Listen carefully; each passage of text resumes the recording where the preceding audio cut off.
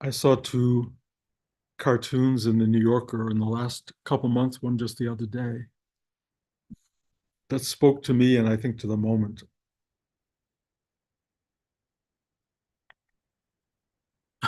One of them is a man sitting with his therapist, but could have been his guru. And he's saying, I really want to be in the moment, just not this moment. And that made great sense to me. And the other one was a disciple sitting with his guru in a cave, clearly had arrived at enlightenment. And the disciple looked at his guru and said, now what? And that's where we are, guys. We're at that moment in our lives where, as a shared group, as a community, and I don't mean just the meditators here, but probably, in my sense, everyone on the planet right now, we're arriving at or have arrived at a moment none of us have ever been at, ever. Some of us are more acutely aware of that. Some are so grounded in their own little private or vast internal space that none of this registers. But for most people, being in this moment is one we would like to move on from, change in some way. Probably what we would like to do is get back to the familiar and the comfortable, the known. We would like to see the path forward as being one that goes into the dream we've had since we were probably pretty young, which was a world that flowers and opens and expands and encompasses and gets better all the time. And even though it takes work and effort and everybody has to align and really work together to make this a better world, there was a sense, I think, up until recently, that that's what was happening. We're all on this journey into something approaching a worldwide consciousness, a kind of better space for everyone to live in. And in many ways, you have to know that this world is kind of an extraordinary place and better than it has ever been before. My grandfather, who was born in the 1800s, saw uh, um, carriages and horses riding down mud streets. There was no such thing as radio. There was no such thing as telephones. There was no such thing as television. And everything was a wonder for him. Up until the moment he died at 103, his favorite thing in life was Johnny Carson. He had arrived at something wonderful about the joy of being. And and he watched extraordinary things happen and no idea where they would lead. And we have, of course, been watching extraordinary things happen. We know about cell phones and computers and now AI, and we all live with electricity and incredible capacity for warming our homes. When I say all, I don't mean all, because I know there are many millions and billions of people who don't have all of that in their lives. But for most of us, lives have been relatively predictable, knowable, not always comfortable, because we all have our own what they call mishigas and Jewish terms. Uh, but mishigas is just your own mind making noise. It's just creating tension, creating drama for yourself, because mostly things are so quiet. You need some to stir things up a little just to maintain interest. But now it's kind of universal. It's starting to happen on all around us.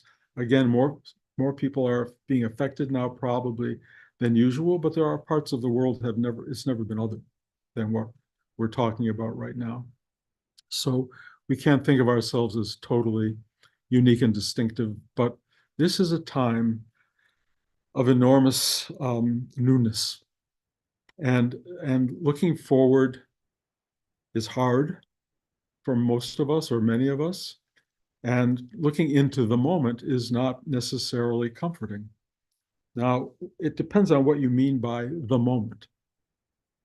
The moment, meaning freezing the external reality around us as a moment in time, is filled with time. It's filled with space. It's filled with the visible and the experiential. The moment, in a spiritual sense, is infinite and eternal. It's not limited by the confines of what is happening and manifesting around us, although all of what's happening around us and in us is arriving from this extraordinary creative space. But that inner space is so much more and so much bigger than this outer experience. Trying to get to the moment is not trying to get to a freezing of time and space, is trying to get into that eternal generation of being itself. The moment, which is endless, is right now and has always been right now, and you are in it, of it, have always been in it and of it, whether you cognate that or not. You are one with this infinite expression of being. And if you have spent any time in your day-to-day life going inward rather than outward, starting to feel yourself into the space that is the doorway to infinity, then you may find not necessarily comfort, although yes, that may arrive, but what you will discover as you start to go inward is, oh yeah, that.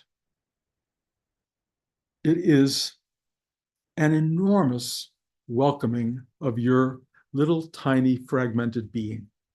It says, come on in, welcome home. And you go into the moment that makes everything happen. Are you going there to get comforted? Well, yes, on some level. Will it comfort you? Maybe. It's brilliant beyond understanding. And so if it knows you need comforting in a particular moment, I experience that it provides in ways that are inexplicable. It just provides.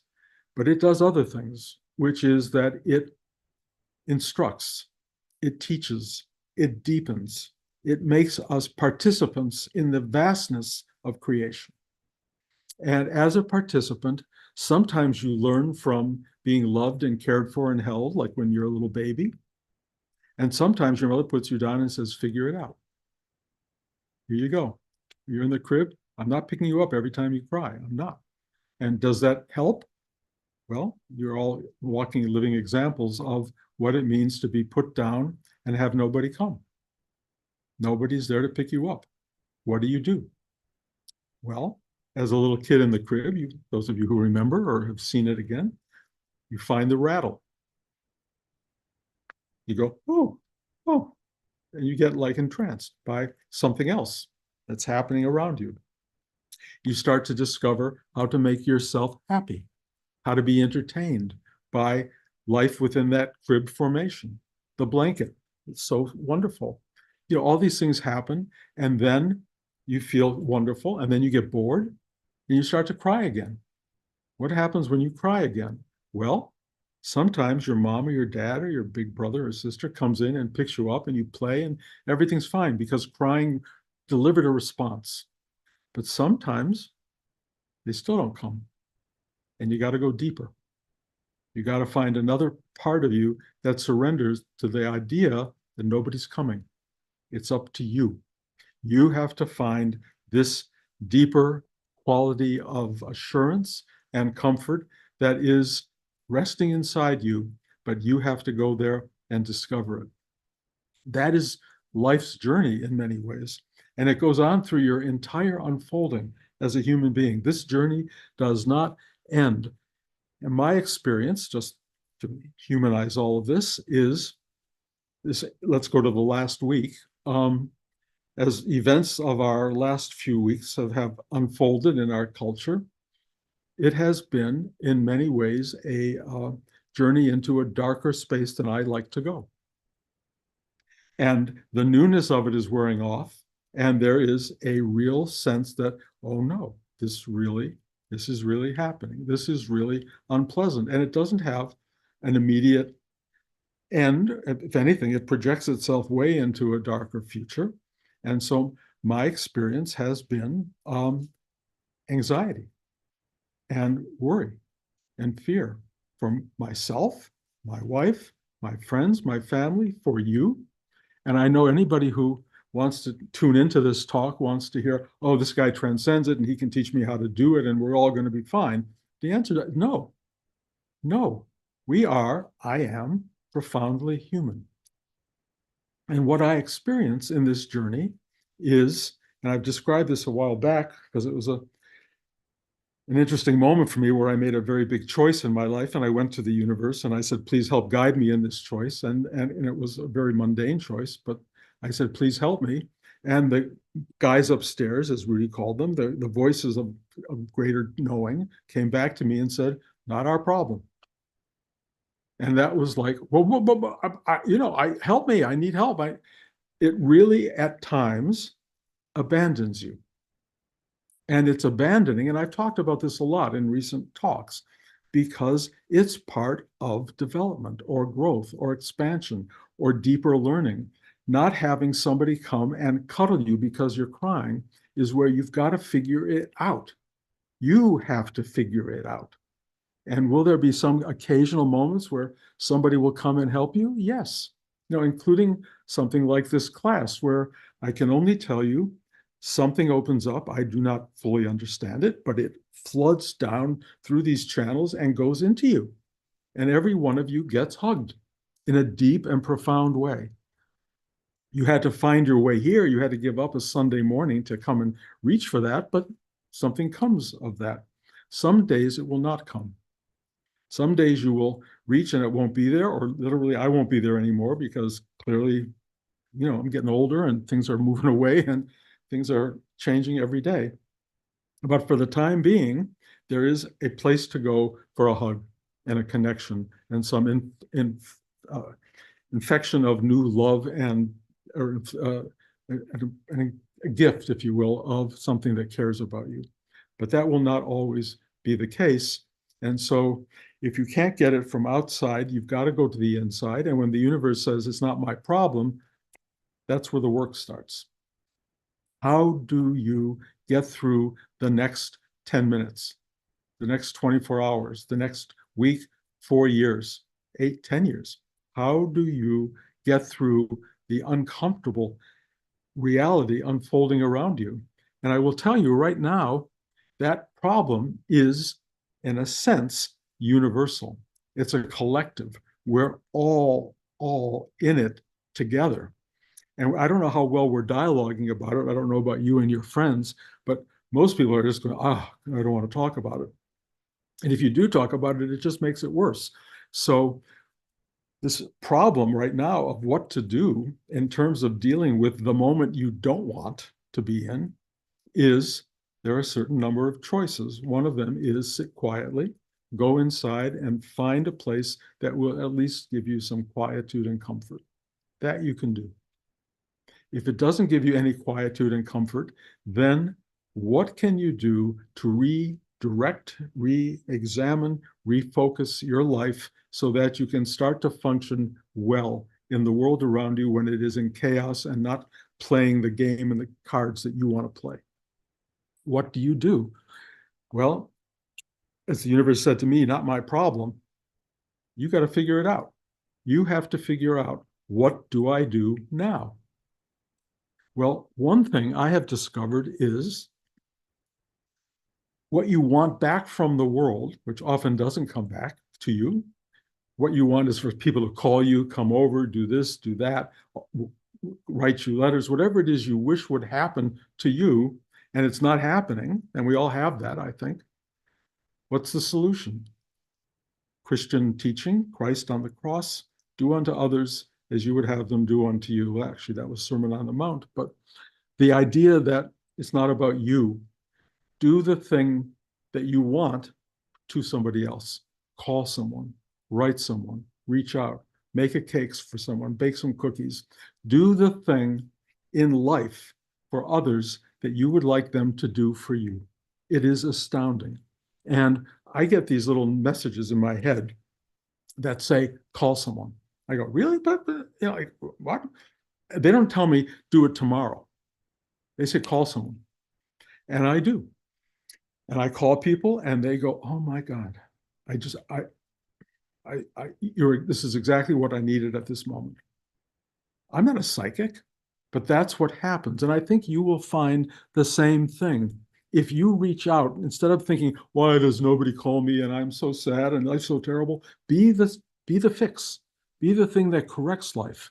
Be the thing that goes out and does this thing for others. Instead of being abandoned by life, engage it. Go out into the world and fix things that are broken. Help people who need help. Find something. My tendency, my Bruce's tendency, is to sit around and go, woe's me. Really, I do that a lot. And then I get this message, which is a gift from the infinite, if you will, that says, do something for someone else. Help. Bring your help into the world. Teach this class.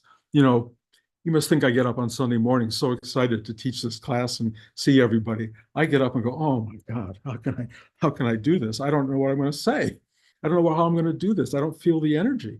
And then I sit down and I look at all of you and my heart goes, and this energy just pours forth. And I go, unbelievable, unbelievable. It's so beautiful. It's so beautiful. And I can't get over how much flows. I don't know what I'm going to talk about, and the talk suddenly appears. I go, whoa, I don't know how that happens. And then at the end of all of this, I turn off the computer. You all go home, and I get totally lost. Like, now what? Now what? I want to be in the moment, but not this moment. I would rather be on the screen with you all day long, all night long, all the time with this flow. No, they take you back to you, to you. And luckily, my you is still involved with a partner. I have my wife, and my wife is my greatest gift. And this flow that happens with all of us can happen and does happen with her, and it nurtures and cares for me. But Blanche and I are both losing our minds. I've talked about that. We're losing our memories. It's a really powerful thing. So, what happens when you lose connection in that way? Well, all I can tell you is I am brought back endlessly to the core of this particular practice that we do, which is breathing in and asking for help, to open, to surrender, to accept, to be part of the totality. And I have to say, it almost never fails me. There are times it does fail me, which is when I am told, do the work, figure it out, you do it. We're not going to do it for you every time. Mama putting you in the crib, saying, you can cry all you want, you're going to work it through. The universe does that. So there are times on Sunday afternoons when I'm all by myself and I'm crying and nobody comes, and Blanche is on the computer and I'm just going, oh, and then something happens. I just start to find that if I don't do it, it's not going to happen. I have to do the work, whatever that may be. And every day I have to figure it out. 90% of the time, stuff arises out of nowhere. And a lot of the time, I have to actually figure out, how do I bring myself to the table? How do I make the world different from what it is? Now, I would love to be able to change mankind. I would love to be able to go out there and just make everything right for everybody. And I think a lot of us would like to do that. How? How? You know, what am I going to do? Well, as we move forward down this path of into possible chaos and darkness and stuff we don't like, and believe me, there's a whole 50% of the country who's excited about that. So I'm not going to, I'm talking for another part of the world, and I'm not sure I'm even talking for you, but how do you move forward and make things better? And all I can tell you is, well, if it gets really crazy, people will be marching in the streets. I've marched in the streets in the past, and I will tell you what I've discovered. Not that you shouldn't do it if that's your calling, but it will be more dangerous now than ever, so you should think about that. But secondly, I've never been around more angry people in my life than when I've gone out protests. If you want to be surrounded by anger and hostility, yes, join the mob and make your voice heard. I'm not saying it's wrong, but I don't see that it has value. And Rudy, many years ago, my teacher Rudy said, don't do that. What can I do to affect the darkness? What can I do to affect the chaos? How can I help people in this time of what may be a gathering of greater suffering than we have really known as a country? or as a people, what can I do? Well, you know the answer right now. Bring your kindness to the table, bring your openness to the table, bring light into the darkness, help one other person, two, four, be nice and kind to whoever appears or populates your universe, and bring that light to the table whenever you can, because one, you will bathe in that light, but two, so will others. That is the greatest thing you can do. Now, if you want to save the whole world here, great. Good luck. I hope you can find a way. But if you can't, be a good person. Be a good person. Go day to day, whoever's in front of you. I can tell you at the supermarket this last week, more people were opening doors for me and making my life easier than ever before. I don't know why, but those are grace notes in our lives when people do that. When they open doors for you and are kind and smile, it's exquisitely joyful. And those grace notes can punctuate a day and make your day worthwhile. So if you have to wait for that to happen, that's your choice. But you can be the person who opens doors. Open doors, smile, offer your love, offer your kindness, whatever you can do. But try to remember the only other thing you can do, and I will end with this, but it's really important, is go inside to where the moment that you don't like is arising from, and go into the depth of that part of your being that is manifesting in the universe around you, and go as deep into that space as possible. It means sitting still, asking for help, to enter, to go in, to open, to surrender. Go into that space and watch what it does for you and everyone around you. That space is your gift. It is your gift to humanity. It's a gift to you. And in the darkest of nights, it will comfort you the same way when your mom picked you up in the crib. It will comfort you. And you will find inside this kind of, okay, I can go forward. No matter how horrible or difficult or complicated it gets out there, that doesn't go away. And I will tell you, the life outside you, the universe as it's manifest, is time-based. It has beginnings and ends. It is limited in its expression in terms of real time and space. But the thing that's inside you, if you want to trust me on this, you can. It has no beginning and no end, and it is radiant. And its radiance is shining through you if you want it to. That's up to you. Totally your call.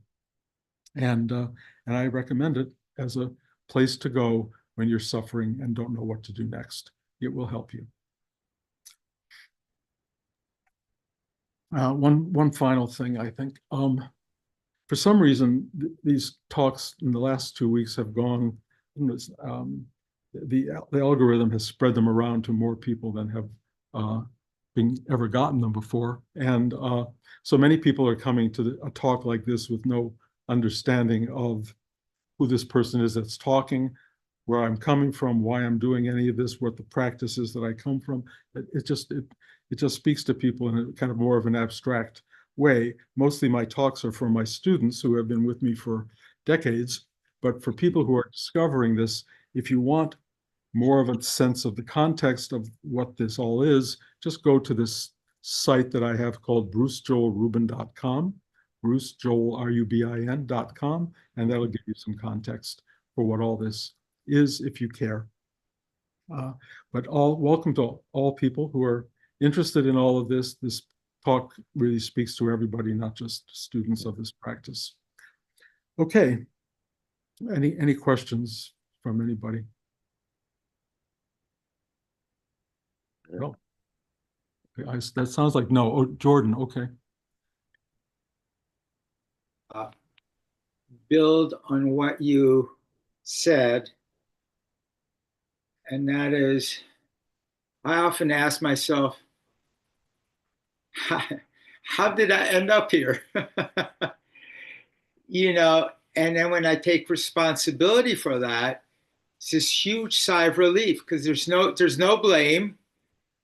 All right, this is yeah, I'm supposed to deal with this, and I'm not saying it's always easy, but it's an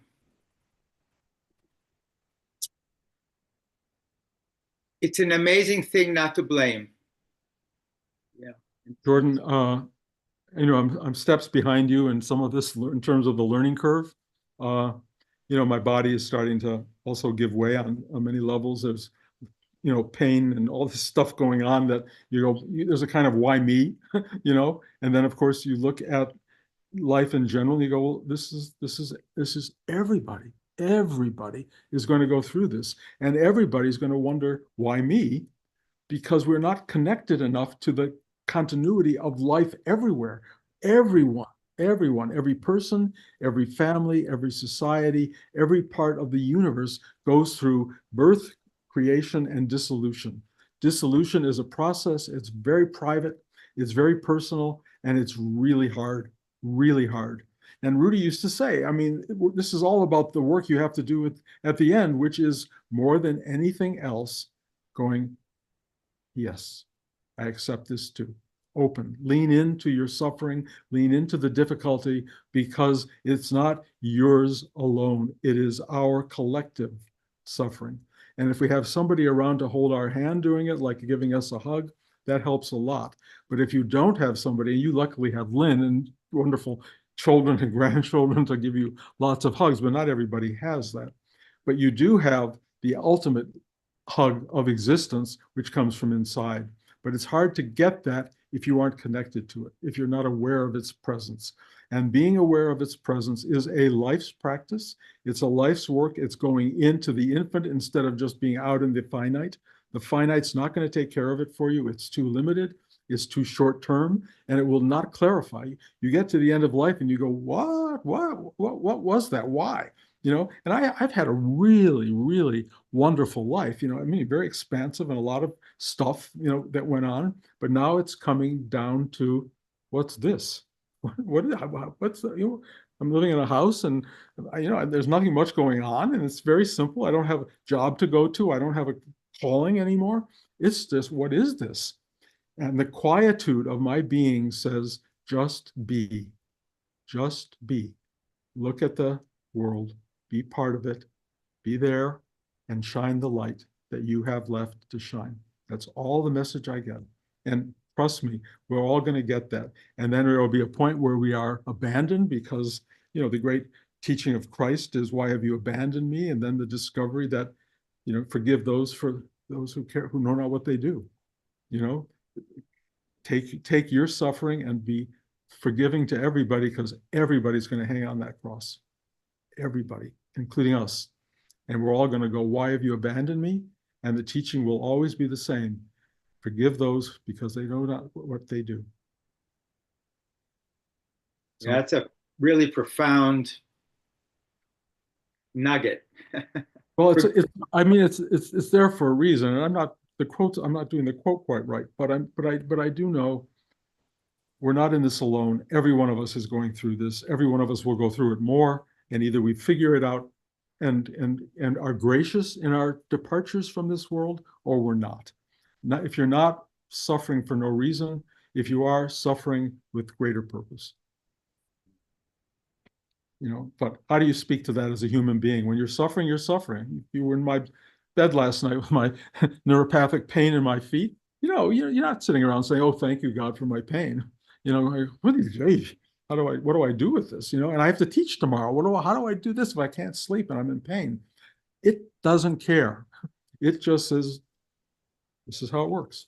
And it is how it works. And yet here we are talking, the love that's going back and forth. Jordan, just my seeing you makes me feel so happy. Lynn, so happy. And there's everybody. What more can you say? I don't know. I don't know. It's beautiful. It's a beautiful process, painful as it may be. And is it the dramatic aspect of you as a human that talks about all the suffering? Because, I mean, the title of Rudy's book. Which one? Spiritual cannibalism? Yeah, well, the word he says in it something like, if it could be harder, give it to me. That Yeah, I never fully embraced that.